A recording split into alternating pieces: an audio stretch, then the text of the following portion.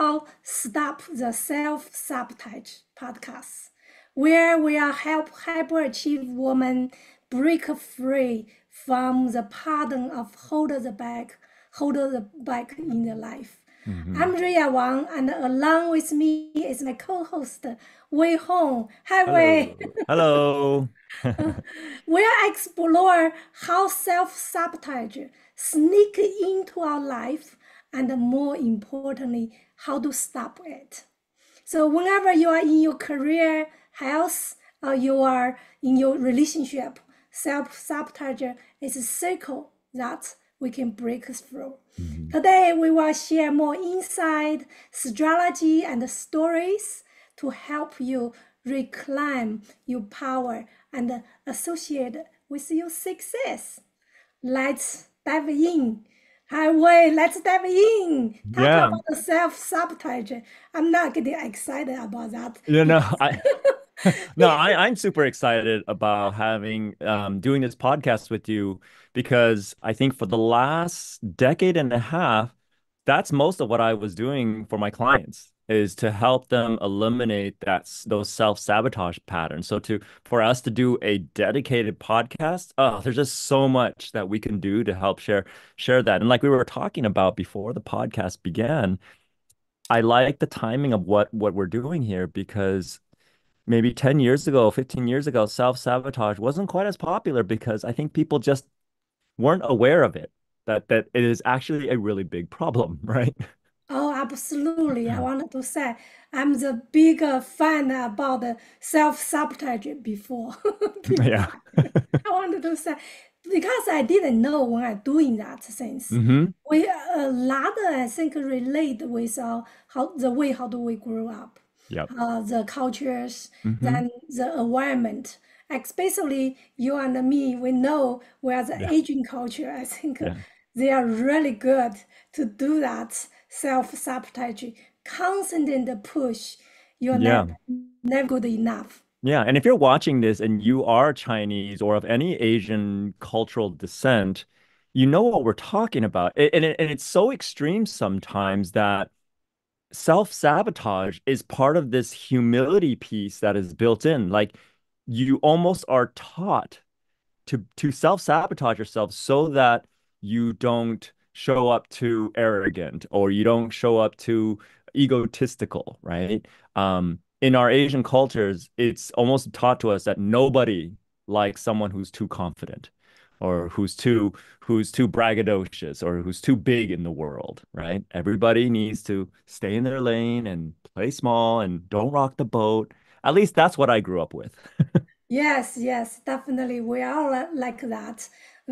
But that's why I love when after I moved to America, I love this culture Hmm. in Western. So we talk about be bold, to stand up to who Hmm. you are.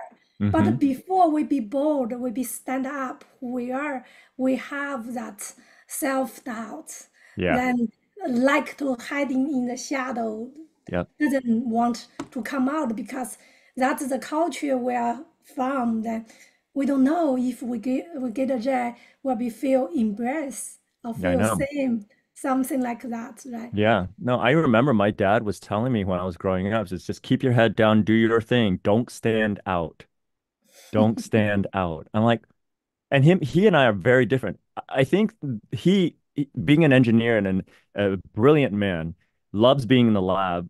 That totally works for him. He doesn't need to stand out. He doesn't he doesn't thrive in a standing out environment. He likes to work in his lab.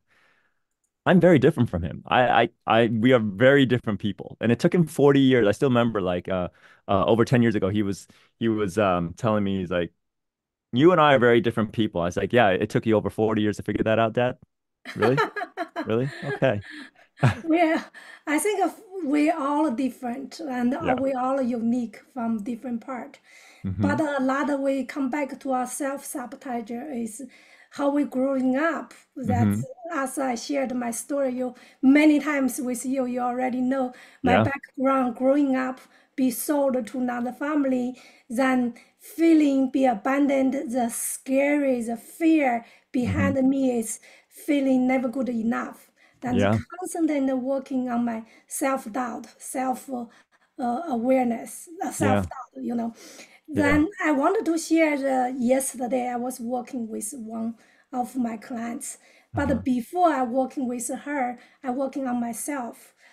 I was thinking for past many years I've been constantly work on my inner child with Mm-hmm. my inner self. Mm-hmm. Then this time I think very good practice that I want to share with anyone who's listening here.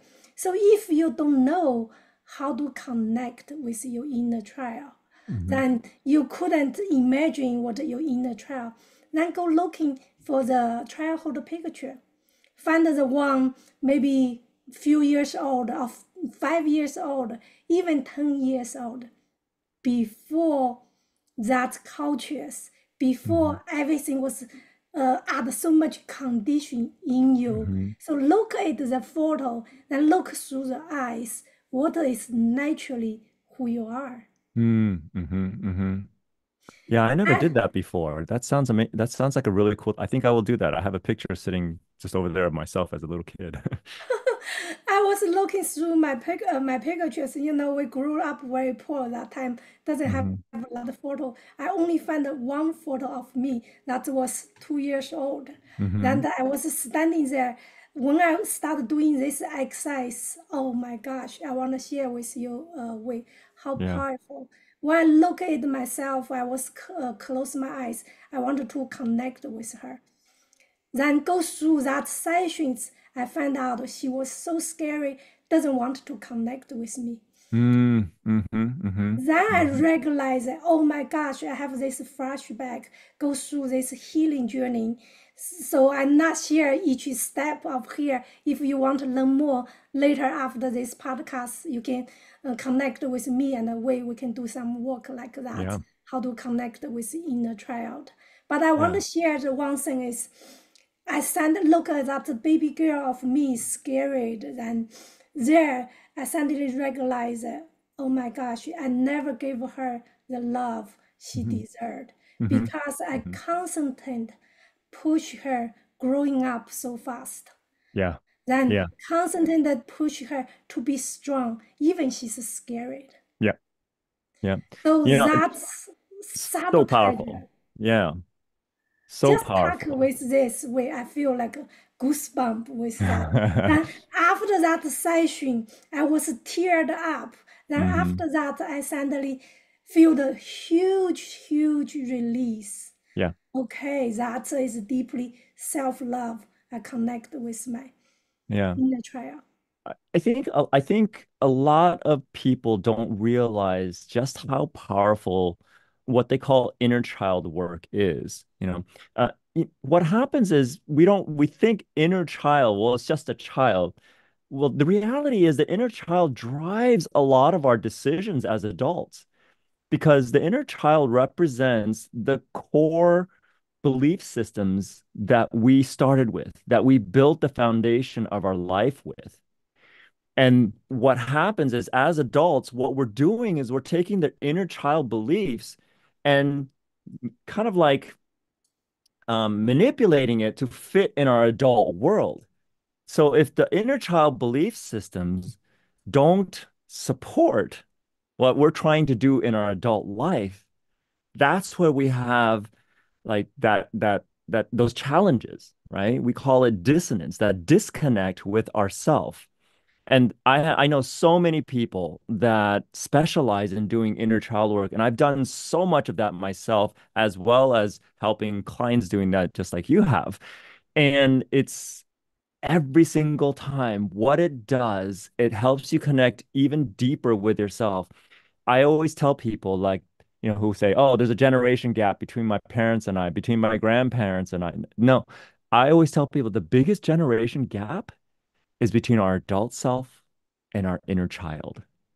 Because at Oh, hold some point, on, yeah, wait. Just say that words. The biggest gap is between the distance is between our adults with our inner child. yep, that is the Whoa, that biggest make generation gap. I feel the goosebump.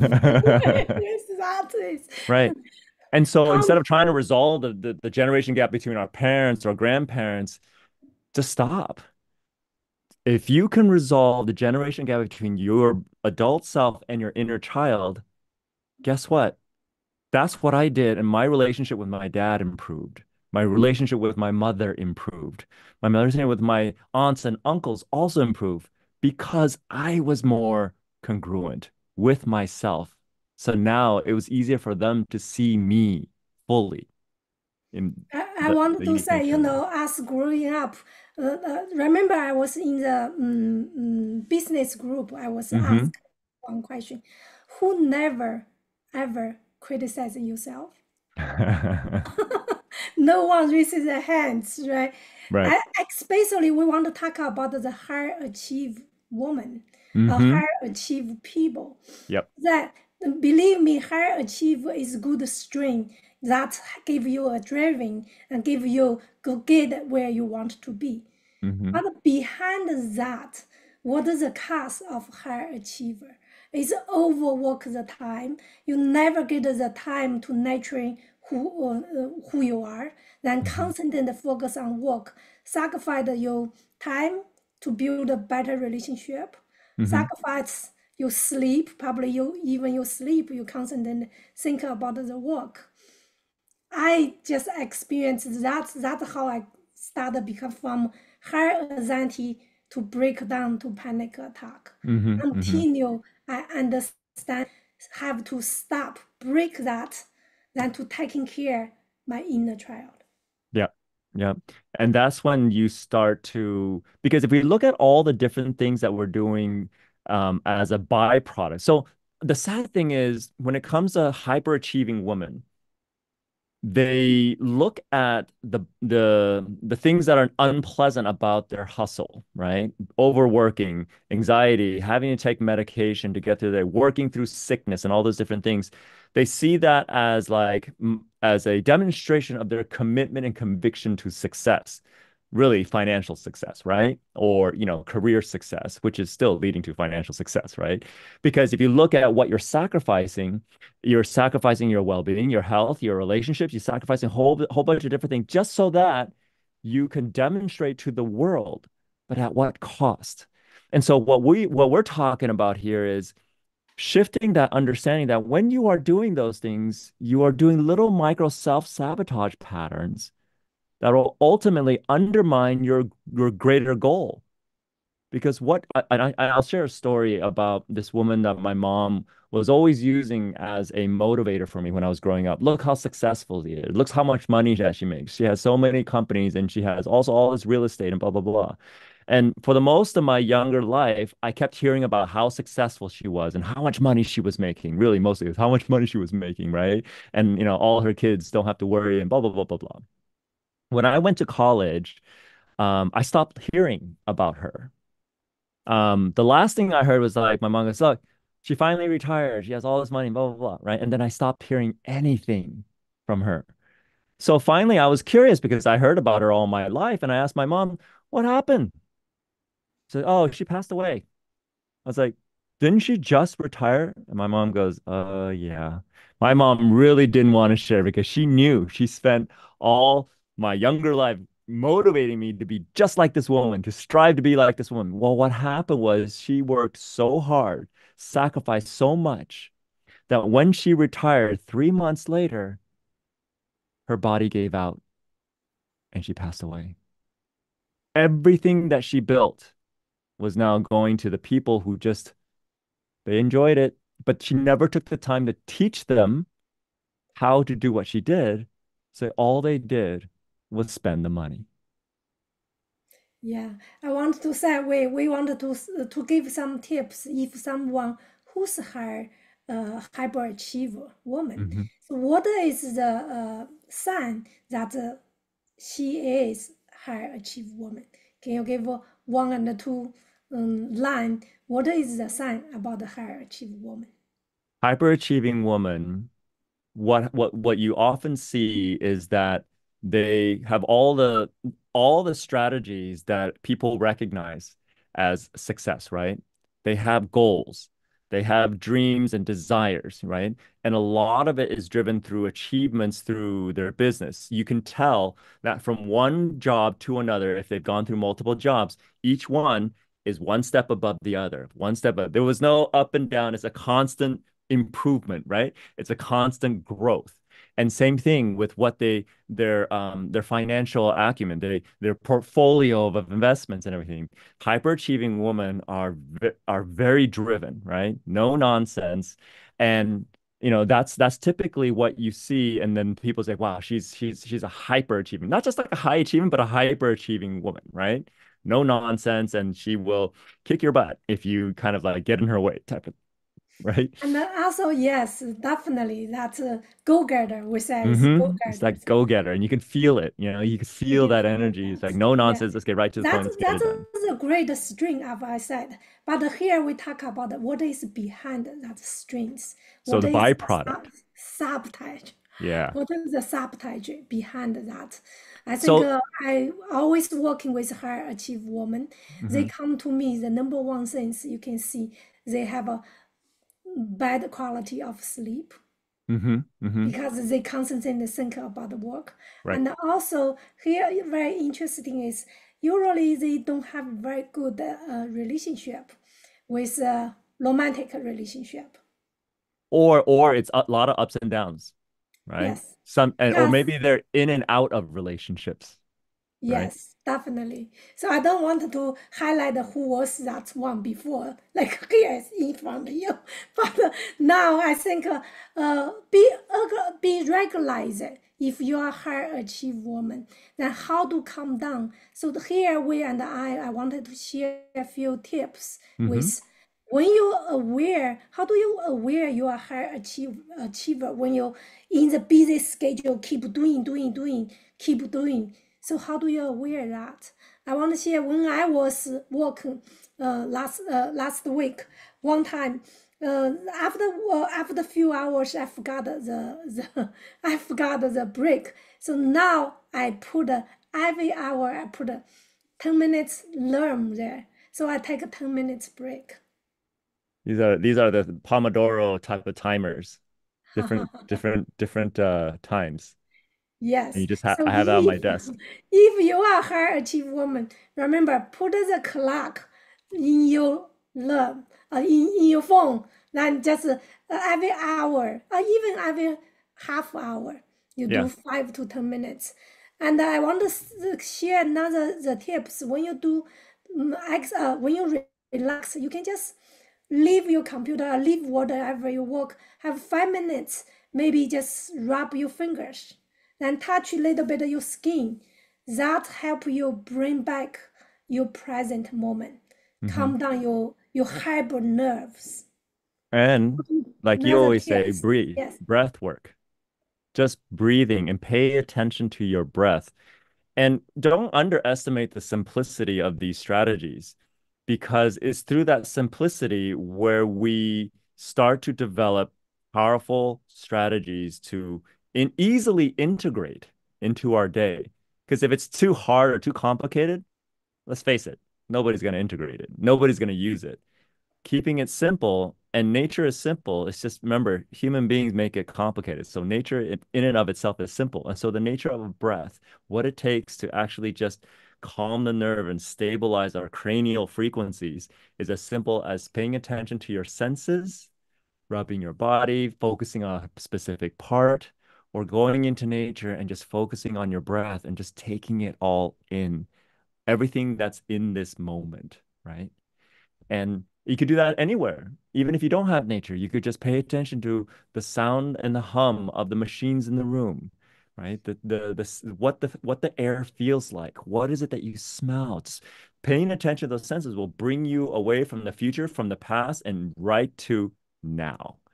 And I love that's what where we can you do that. said, the simplicity.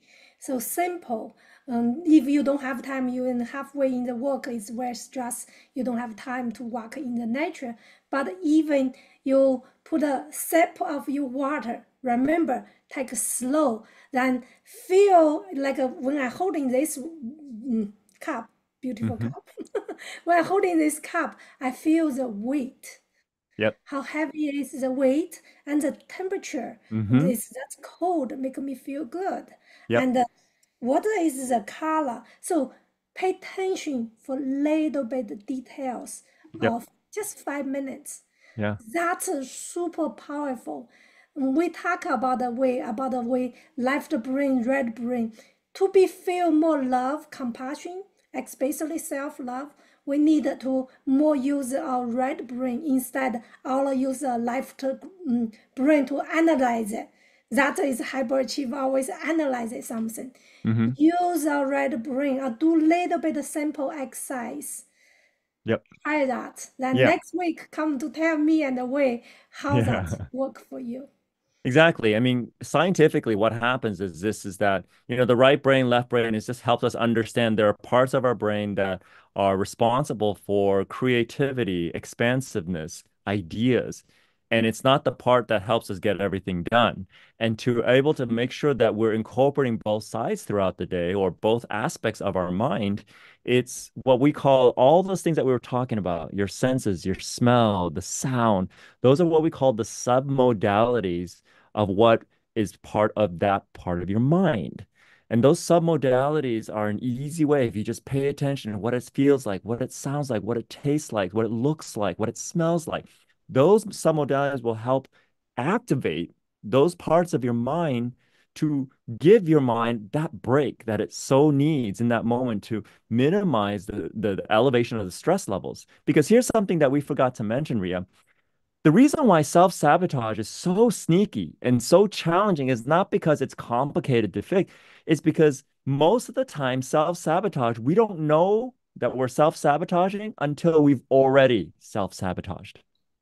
That's what I'm talking about because we'll keep doing until that start to break down. Then you Yeah, realize right, it's late. right. Right. So here we are give you some tips how to sense, how to bring your present moment. Just use 5 to 10 minutes between your work. Then have that 5 2 minutes. Then feel the sense. Then feel the sensation with your body. Even the sounds I want to share with you. Hear your own breathing. We Hmm. talk about so much how to do the breathing exercise. Then some people maybe not easy for them to do that, but just hear you breathing, your own breathing, like Yeah, just listen to what that breath sounds like, right? yeah, just this 1 second. I Hmm. listen my own breathing. I Yeah, feel the energy, feel my body just right. relaxed. And then So if you're not about listening to your breath, then just notice how the cool air or even warm air feels when it enters your nose and down your windpipe and into your lungs. Notice what that feels like. And this is what I'm excited about, Rid. This is what this podcast series is going to be all about, right? yeah, yeah, These yeah. I little know you're tiny things. excited. Wait, I have to stop you for this. We give so many tips. We want to just give a simple one. Then we will be keep the next one coming in next Yeah. podcast. We're teaching a little bit more. Today we just want to summarize it a little Hmm. bit. We Yeah. maybe you can summarize it what we talk about a few things. How Yeah. to stop in the when you very sabotage yourself in the Mhm. hyperachieve mood.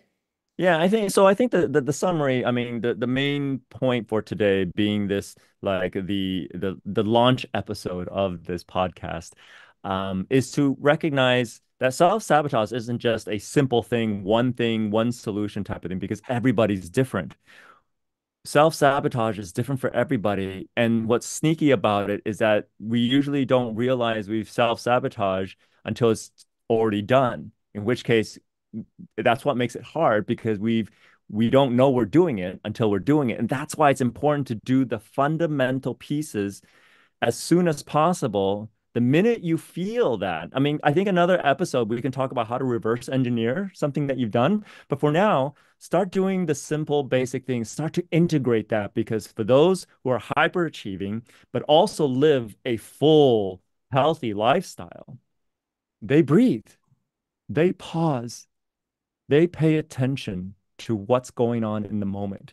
And I think those are the key points that we hope you can take away from today's episode on not only understanding what self-sabotage is all about, understand what we give up to be hyperachieving, but also what you can do right now, today, even while you're listening to this, to give yourself that beautiful, rejuvenating pause in the middle of the hyperachieving moments that you have every single day. Thank you, Wei. Thank you. If you're listening this podcast, then follow me, Ria, and Wei. We will be doing this every another Thursdays. We'll Hmm. be give some tips, help we are stop self-sabotage, help our high achieve people can break through, break free from Hmm. that self-sabotage mood stage, Hmm. then to live in the life, have a more joy, then more Yep. relaxation, then more what? More of what you want in this world holistically, not just to make a bunch of money and do really well in your career, but also be a better wife, a better mom, a better lover, a better friend, a better sister or aunt to your family. Everything can be impacted by eliminating that self-sabotage and working with that inner child to stop throwing up a tantrum to your adult self. Thank you, Wei.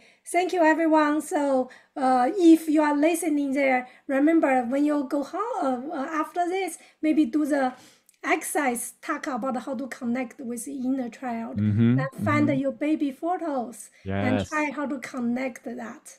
Yeah. I'm going to do Okay, that after thank you, this podcast for everybody. myself. Thank you.